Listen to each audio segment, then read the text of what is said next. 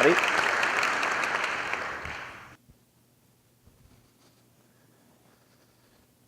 So my name is Mike Goodrich. I want to talk to you a little bit today about trends in housing, some things that have changed in new home construction over the last 6 to 10 years you may or may not be aware of. And I wanted to start that off with a quote from John Ruskin. He was an art critic in the 1800s who wrote some books on architecture as well. I think it sums up nicely some of our responsibility as builders to our clients. Mr. Ruskin said, "When we build, let us think that we build forever. Let it not be for present delight, nor for present use alone. Let it be such work as our descendants will thank us." That's a philosophy that I try to maintain in the construction of our homes, and something I think the rest of the industry is leaning towards as well. So today's presentation, Signs of Spring. It's been a long winter for home building, about 6 years worth of winter for home building. But we're starting to see some signs of spring. We have buyers out and about. And I think it's important for all of you, or those of you that are real estate professionals, to understand what may have happened to new home construction in the last 6 to 10 years so that you can share those things with your clients. Here's a good example. This is a Faulkner home, Faulkner plan. It's a home that I built in Willamette Landing last year. I built the very same home for my family back in 2003 out in Philomath. My home takes about $107 a month in gas bills on average to heat. This home takes $59 a month in gas bills to heat. The ratio of the electric's about the same. It's a little bit more than half the cost of mine to heat this home.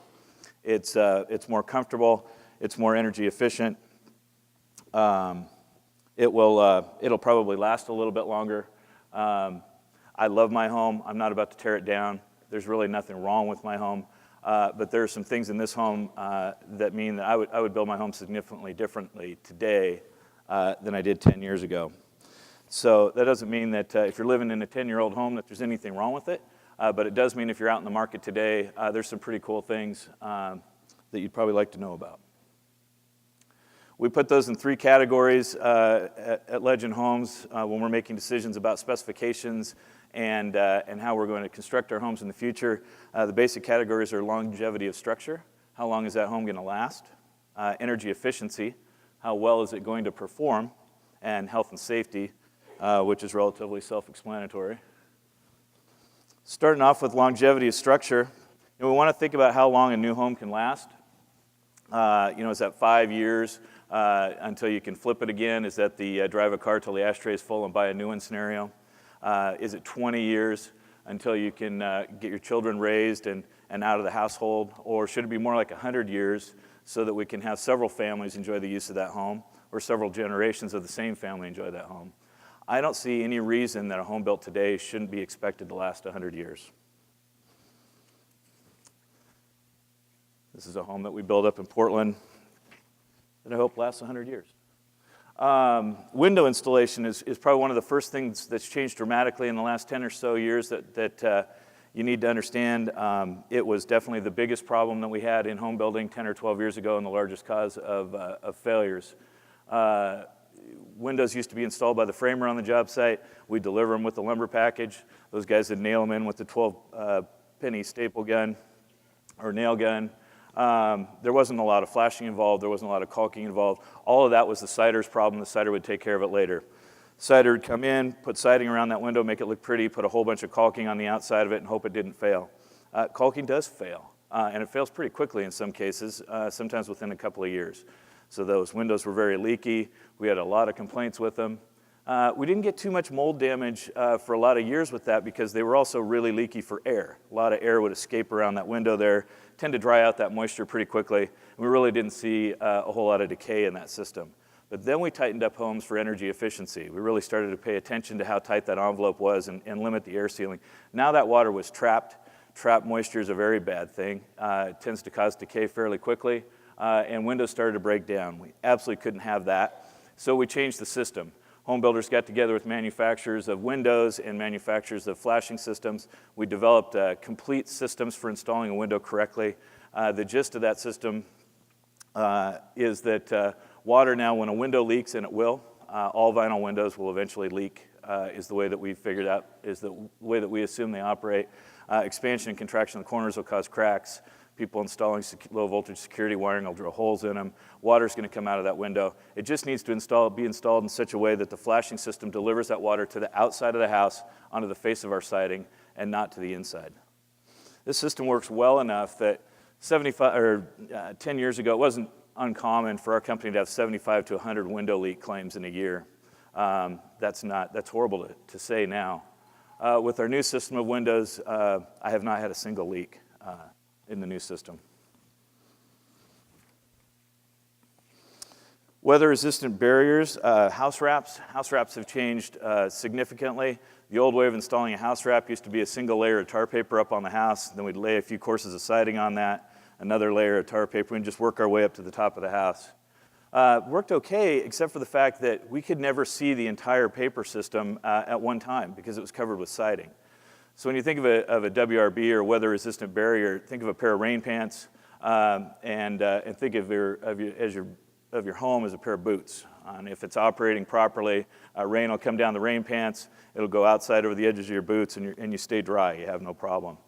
But if you're in a hurry to get dressed and you accidentally tuck the back of those rain pants into the back of your boots, that system now is going to direct water directly into where you don't want it. You're going to have wet feet.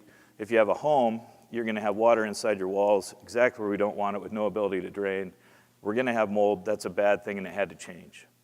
So we got the siders together. We've changed the entire scope of work for weather-resistant barrier now, and we require our siders to come in and do all of this paperwork first.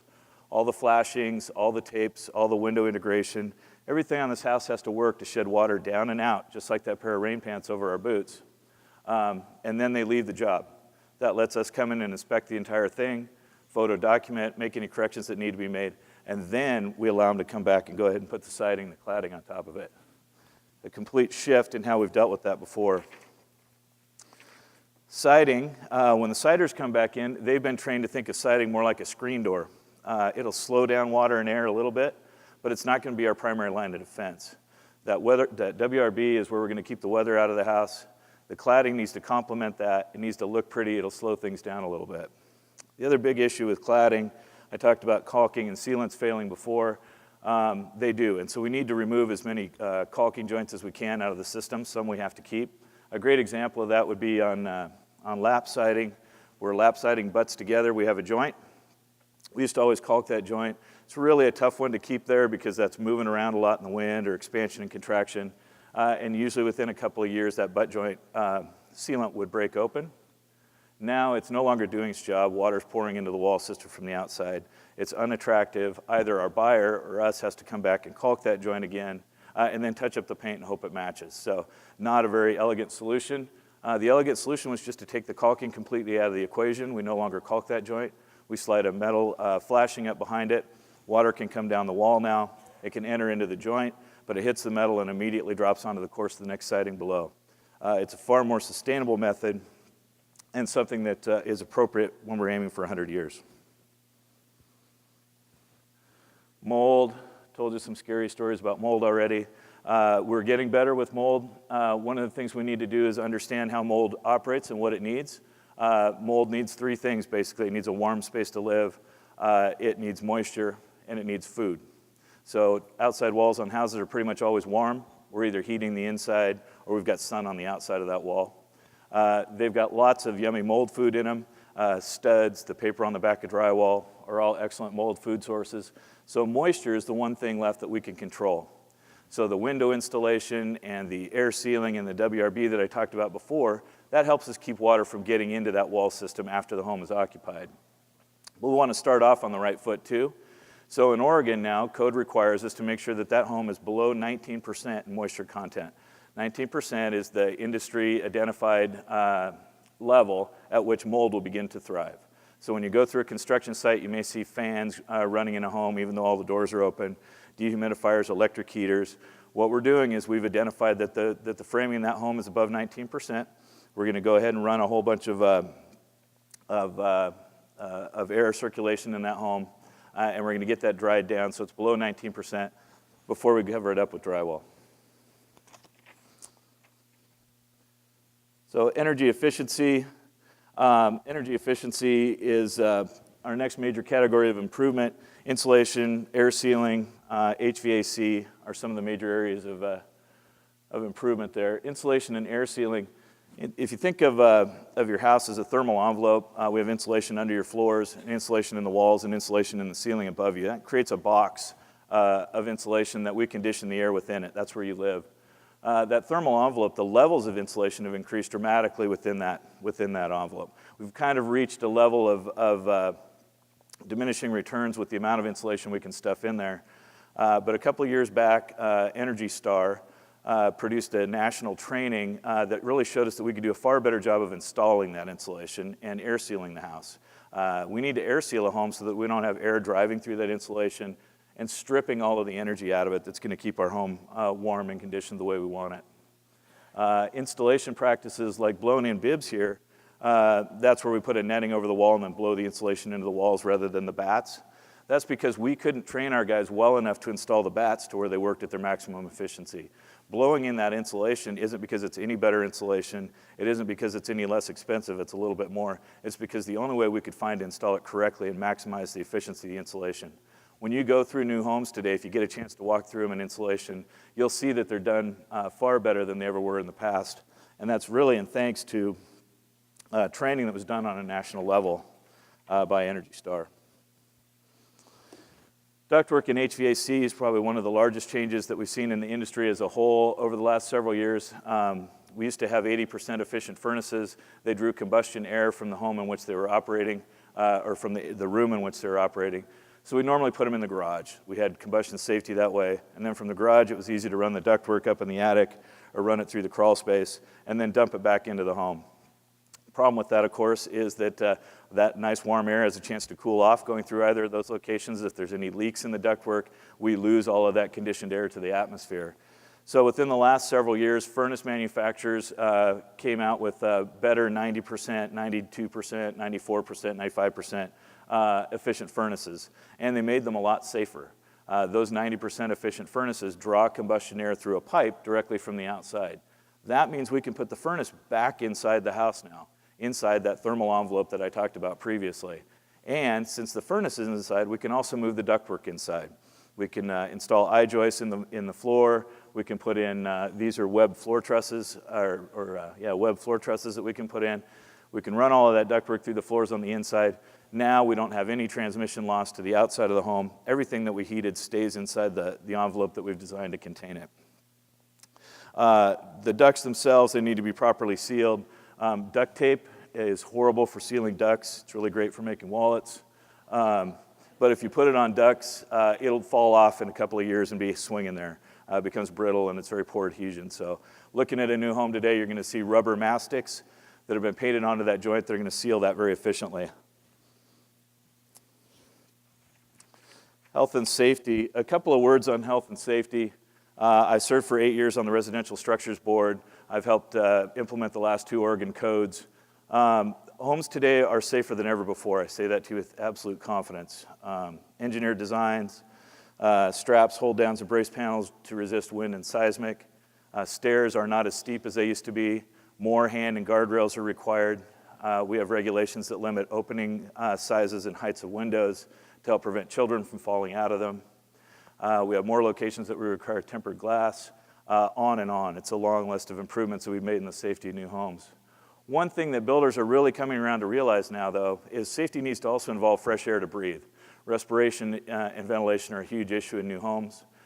We've worked closely with manufacturers of carpets and cabinets, paints, and sealants to remove VOCs, volatile organic compounds from their products. That new car smell or that new home smell is not necessarily good. That's usually chemicals off-gassing. So we want to work with those manufacturers to identify chemicals that they can remove from their products. We limit the use of other products in our homes. And then we install a ventilation system that draws in fresh air from the outside on a regular basis and clears out the stale air that we have in the home to further reduce those contaminants that our buyers have to breathe. Radon, and I'll try to keep this quick, but we hear a lot about radon these days. Radon is a radioactive, colorless, odorless gas that results from the decomposition of ancient rock formations, and it seeps out of the ground slowly over time. We cannot look at a piece of ground or a lot and tell you whether or not that lot's going to have a radon problem.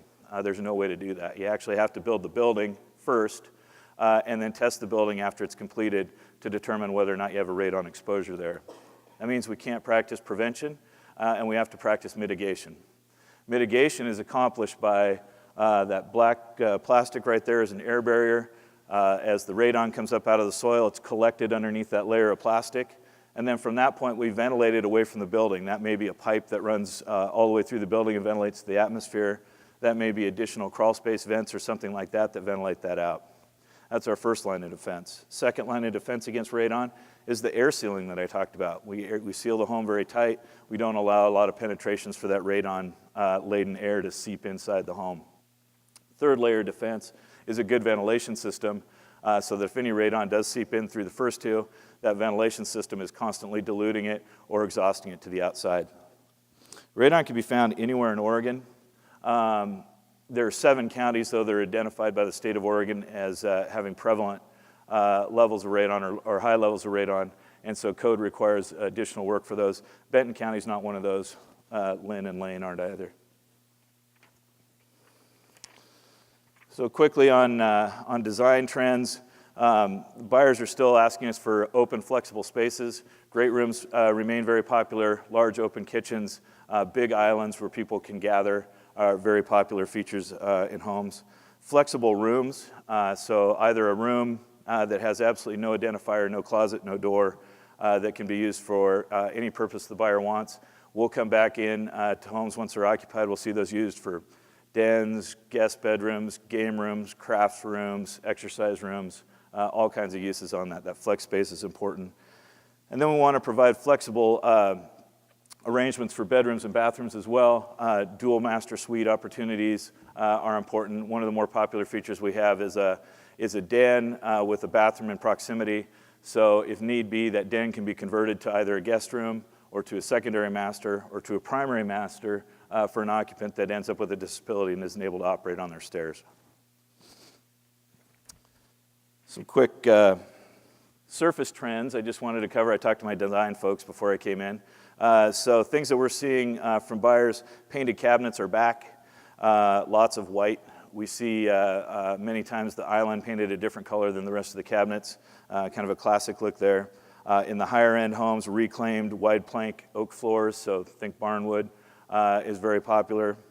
Laminate floors keep getting better and better. It's been a popular choice with buyers for a long time. The finishes on those are getting harder and harder. They're more resistant to scratching and denting. They're making those in larger and random lengths so they look more like wood. Micro bevels on the edges and finishes that look like they're distressed also add to that appearance of wood. Very large format floor tiles, 24-inch to 48-inch even floor tiles we're seeing out in the marketplace. Again, people want those in faux stone or faux wood looks. Mosaic backsplashes with accents that can give us some pop and some color and personalization in a home. Very small tiles. We can sprinkle in some colored glass tiles or some metals, some tumbled stones to give that some color and some character. And it's the kind of thing that a buyer can tear out and replace 10 years down the road if their style changes. A lot easier than those 48-inch tiles on the floor. Quartz and other solid surfaces are finally gaining ground on granite. Don't get me wrong, granite is still very, very popular. But a lot of people prefer the clean looks and the consistent colors that you can get in a solid surface or a quartz. Carrara marble is making a comeback. Editorially, I would say that's unfortunately. If you are going to do Carrara marble and you love that look, I would recommend that you make sure that you or your buyer, depending on who's going to live with it, is either very meticulous and is not going to take actions that's going to scratch and stain that marble, or doesn't care if it gets patinaed very quickly and can live with the scratches and the stains. Carpets, in general, we're seeing requests for lower profile carpets. People would like those delustered so they look more like wools and other natural fibers, and they would like those carpets to come with patterns. Just a final word on color. This is what happens to designers after a few years. Radiant Orchid is the new color of the year. That's actually Radiant Orchid over there. You'll never see Radiant Orchid in one of my homes or on a countertop or on a wall.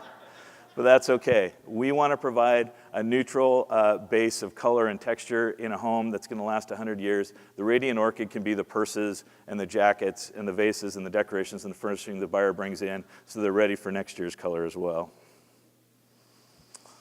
And that is about all I have to say. Thank you very much for your patience, and appreciate your time.